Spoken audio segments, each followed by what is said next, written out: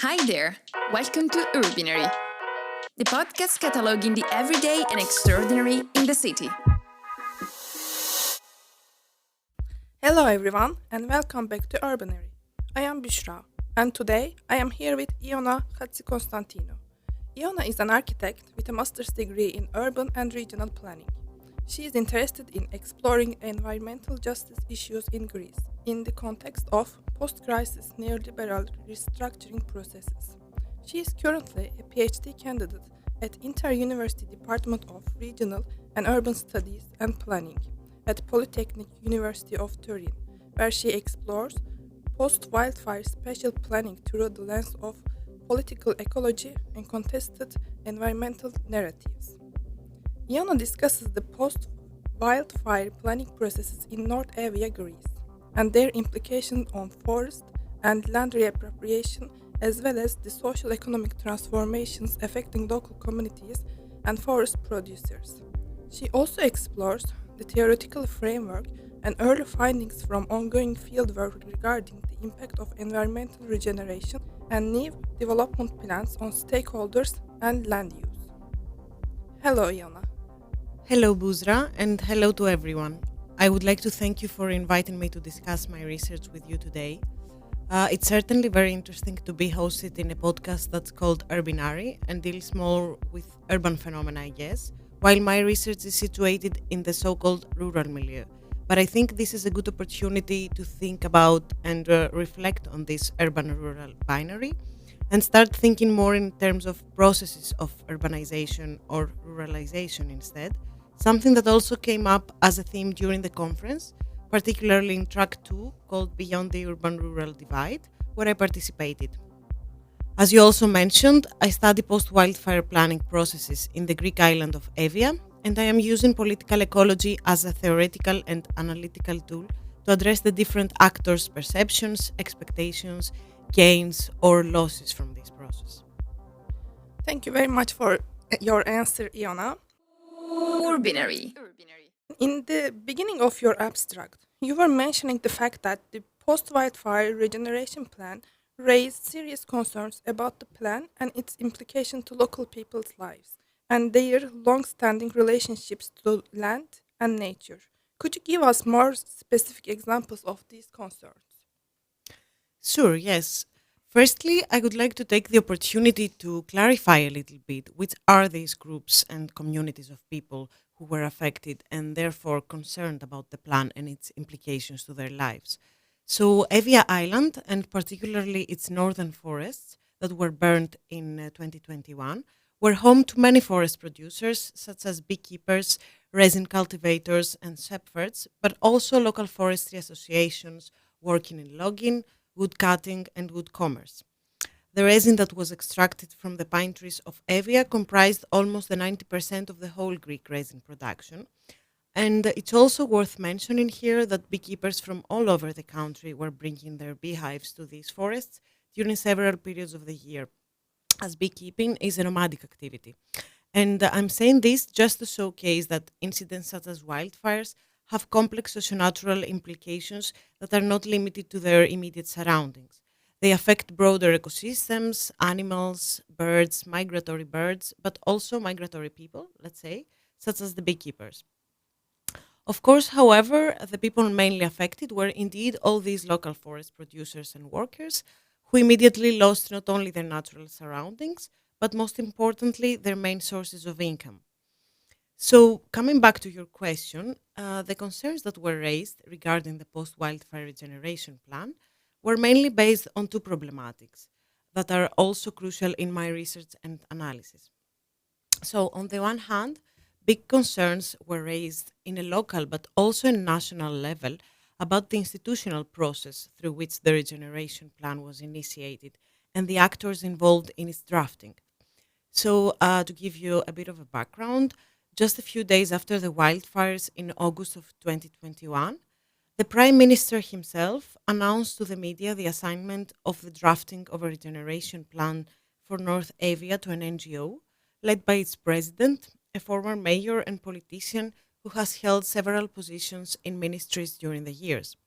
So, even though this particular NGO formally specializes in culture promotion and monuments conservation, it was put in charge of all the planning studies and the consultation process with the local community. And to give you a little bit of more context, these studies involved spatial planning, economic and business plans, artificial forest regeneration plans, new road infrastructure plans, and more. Another important element here is that the NGO voluntarily undertook the preparation of the project. And this voluntary nature of the project's team, as well as the active involvement of private sponsors, many of whom are also corporate members and donors of the NGO, in the preparation of the plans and studies, were presented by the Prime Minister himself as guarantees for the quick implementation of the project. In that way, it was argued that time-consuming and inefficient procedures that usually characterize public institutions and their procedures could be bypassed. A similar rationale, one that involves private actors in processes that used to be predominantly public-led, was also used to address the flood protection works that needed to be immediately done in order to protect burnt lands and settlements from soil erosion, as well as for artificial reforestation, where it would be deemed necessary in North Evia. So as a result, the drafting of the regeneration and restoration plan in the aftermath of the fires coincided with changes in laws to allow these public-private initiatives in forest restoration to take place. So to sum up, this first point of concern by local communities was the bypass of state institutions, ministry responsible for spatial planning, municipalities, and the assignment of a regeneration plan to an NGO. It was considered finally as an imposition of a top-down plan with a lack of consultation with the local communities and the consideration of their needs and a lack of transparency. A second point of concern, and this is more relevant to these long-standing relationships to land and nature that you mentioned also, was about the actual contents of the regeneration plan, as well as the way it appeared in the public discourse. So, right after the fires, this narrative appeared in the press that this severe natural disaster can actually be an opportunity for the place to be reborn and the local economy to be reconfigured. Basically, North Evia was presented as a hidden treasure place with unexploited potential and wild natural beauty that after the fires needed to be born better. And this meant a turn towards a more intense touristic development of the north part of the island that I should mention here is very mildly touristic at the moment, especially compared to other Greek islands. So the plan suggested a turn of the local economy towards tourism and a further linking of the existing agricultural and forest producing activities with tourism, among others. Therefore, local producers, forest workers, and farmers felt that their losses and their new precarious conditions of living after the fires were overlooked for the sake of a development plan that didn't necessarily involve them or it was somehow pre-decided for them. It's a really interesting case, and I truly want to hear more. Further on your abstract, you mentioned the public debt crisis and its impact on the Greek urban and regional planning. Do you think this has affected both the capacity of the territory to resist the wildfires and to recover from them? Thank you very much for this question, Busra. It gives me the opportunity to talk about the general socioeconomic context in which my research is situated. And I think this is very important for the listeners to understand the unique geographic, economic, and political specificities of the case study that I am presenting today. Firstly, as for the capacity of the territory to resist the wildfires, I will speak about the post-crisis era, but before that, I have to also talk about the pre-crisis era and the changes that affected forests vis-à-vis wildfire. So, Greece, as many other Western countries during the 20th century, faced big urbanization trends with large waves of rural populations abandoning the so-called countryside to move to cities, as well as a turn of the economy from agriculture to services, tourism, etc. That, of course, in the villages that were close to forests, was followed by an abandonment of agricultural practices that were linked to the forest, such as stock raising, beekeeping, resin cultivation, as in the case in Evia, or logging by forestry associations. As we now know, these practices helped keep the forests managed and clean, which means reduce flammable matter that's usually concentrated on the ground, keep forest tracks and fire breaks clean and open, and thus reduce the possibility of fires extending rapidly and uncontrollably. Because, of course, fires are part of the Mediterranean ecosystems. We cannot eliminate them completely. They've been occurring and will continue to occur. The issue, however, is how we mitigate and reduce their impact on our activities and livelihoods. So, this was the first historical aspect that I wanted to highlight, how the phenomenon of rural depopulation and changes in the economy affect forest ecosystems and therefore the occurrence of wildfires. And this is a phenomenon that scientifically has been proved to affect the whole Mediterranean area. During these last decades, the change of land uses and the abandonment of agricultural lands has led to forest rewilding, and this, combined with climate change that has led to longer dry seasons during summer and higher temperatures, has led to the frequent occurrence of extreme wildfire events, often called as megafires, such as the one in Evia. Now, to return to your question, what happened after the public debt crisis was an intensification of an already existing phenomenon since the 90s, which is the defunding and dramatic reduction of the staff of forestry services in the whole country. Local forestry offices that operate in forest areas all over the country and are responsible for managing forest production activities, coordinating forestry associations and workers, and implement wildfire prevention strategies have hardly any funds to operate today. Therefore, you can easily see how this, combined with depopulating villages and towns, leads to unmanaged forests that are much more vulnerable to wildfires. At the same time, again since the 90s, we have the separation of wildfires prevention and suppression strategies. So, while, as I said, forestry services are the administrative body responsible for prevention works and forest management, fire suppression was transferred from forestry service to the firefighting services that, until the moment, were only operating in the urban field. And even today, there is a big debate in Greece on whether forestry services should instead be responsible for both prevention and suppression in an integrated manner, and whether firefighting units are capable of operating in the field in big wildfire events. Now, moving on to the second part of your question about how the post crisis changes in urban and regional planning are affecting the capacity of the territory to recover from fires. So, traditionally, after a forest area is burned and it is declared as a reforested area, for a certain number of decades, it has to be protected in order for natural reforestation to take over or artificial one to be implemented where needed. That means, for some years, the prohibition of certain activities such as animal grazing or construction works in those areas. Now, what's happened since the crisis and the neoliberal reform of urban and regional planning laws is, among others, a liberation of restrictions for so-called investments in forest areas that vary from touristic infrastructure, business parks and wellness retreats to renewable energy infrastructure.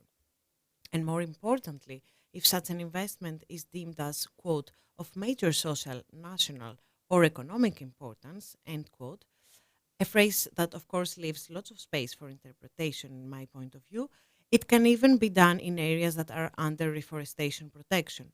Of course, environmentalists and others are arguing that having construction works in a fragile area whose ecosystem is under restoration can severely affect this forest regeneration process. So, to sum up my answer, the capacity of the territory to resist the wildfires and to recover from them has been influenced by historical facts, demographic and economic trends, as well as a turn towards neoliberal policy that started earlier on but was normalized and intensified after the 2008 economic crisis. As you wisely mentioned, since wildfires are inevitable for the places in Mediterranean ecosystem, I think as planners we should work on this issue for increasing the awareness and forming solid planning strategies. In the conclusion, we are discussing about the new cohabitation with nature modes of living idea in future urban strategies. Iona, could you give us more insights about how people can still live in natural areas which are rendered highly vulnerable to natural hazards? This is a very interesting question, and I certainly cannot claim to have a complete answer, but I will try to formulate one based on what I've learned so far during my fieldwork from both the people I've spoken to and the things I've read. To begin with, I guess all over the world, people have always been living in areas that are vulnerable to natural hazards, close to volcanoes, flammable forests, earthquake prone areas, and so on and so forth. And while climate change is an undeniable reality, it is usually mostly certain politics, planning regulations, infrastructure development that make people either more vulnerable or more protected against these natural hazards. Now, when we refer to the particular context of a Mediterranean country, that is Greece, and the phenomenon of wildfires, I believe it's necessary to think through a reciprocal relationship between humans, their socioeconomic activities, and fires. As I already mentioned, research from ecologists and forest scientists suggests that during the last 5 or 6 decades, it is exactly the abandonment of rural areas and agricultural lands and practices that has resulted in forest rewilding, increase in flammable biomass, and hence mega fires in the Mediterranean. So, if we take people away from the forests, we guarantee they're gonna burn and they will do so uncontrollably. The question here, in my opinion, is how can we reverse rural depopulation and at the same time establish economic activities that are in synergy with nature, not against it? As I mentioned before about Evia, shepherders with their animals grazing, beekeepers, as well as loggers, are all contributing to keep forest tracks and fire breaks clean and reduce biomass fuel from the forest floor. So I think one question is how do we motivate people to stay in the countryside and continue working in traditional agricultural jobs that help manage forests? And I guess that is a broad topic that requires long-term strategies and goals in the national as well as the local level. And by this, I definitely don't mean that we should allow further urban sprawling into forests, not at all. But I'm mainly referring to settlements and villages that have been historically present in those areas. And science, as well as traditional practice, already have the answers on how we can better protect settlements in forests by creating fire resistant zones around them, with fire breaks and fire resistant vegetation in and around settlements, and keeping those zones clean and fuel free. However, it is often the case that even though science provides solutions, we fail to have their implementation on the ground. On the other hand, something that, at least in the Greek case, is crucial if people are to keep living in areas that are, as you said, highly vulnerable to natural hazards, and in our case, fires, is a much more effective coordination of actors involved in both fire prevention and suppression. What we see many times in fire incidents in Greece is a complete lack of coordination of available resources and people to help contain the fires. What comes out from my interviews with forestry science and administrative actors in the relevant services is that what we basically need for effective fire suppression is a better multi level coordination of firefighting units, volunteer firefighters, local forestry services, and workers who have a deep knowledge of the terrain and a better understanding of fire behavior, but also the proper involvement of locals and their knowledge of the landscape and fire behavior. That, of course, would require the further education of firefighters, but also, very importantly, the raise of awareness and education of local inhabitants in order for them to know how to react and protect themselves and their properties in cases of emergency, and if and when they can participate in forest clearing and opening corridors that can help contain the fires. Because, as I said before, many locals in the villages I'm visiting have a very good knowledge of the surrounding forests, and under proper coordination, their knowledge could be proven extremely helpful. To sum up, I believe being able to continue living in these areas requires this reciprocity with nature, where people align their activities with a care and management of their natural surroundings, in this case, the forest. But also, what is crucial is the effective coordination of the multiple actors that can be involved in planning for wildfire management in a long term and sustainable basis. So finally, let's tackle a crucial challenge, bridging the gap between academia and the broader community. How can we foster meaningful connections and collaboration to translate academic insights into real-world impact? Thank you for this question, Busra. It's indeed a very crucial topic. So, the first issue I would like to touch upon, and again, I should say I am speaking here from the point of view of the Greek reality, We need to have politicians and policymakers who trust scientists and science and are willing to hear them, even though implementing what science suggests might not have a particular immediate electoral gain for them, but will prove beneficial for society in the long term. And I say this because in my research, I'm dealing with forests and ecosystems usually function in different timescales than humans. When we are dealing with such a complex phenomenon such as wildfires and their management, especially under climate that's changing, we need to think in terms of sustainability and we need to think in the long term. And I believe that's something that's missing in my country and maybe in other countries as well in terms of policy making. On the other hand, I believe academics, individually or collectively, can and should find ways to communicate their research with a broader public, and this varies according to what type of research someone does, the methodologies they use, and the goals they want to achieve through these. In my type of research, that sits between political ecology, social sciences methods, and policy analysis, I think going beyond the anyway necessary but confined academic journals publications is necessary, and that may mean to write articles in the press, books for the broad public, but also finally connecting with groups of people who might be fighting for certain things, pursuing collective goals through political action and activism by sharing our perspectives, our research insights, as well as our analytical and theoretical tools and resources.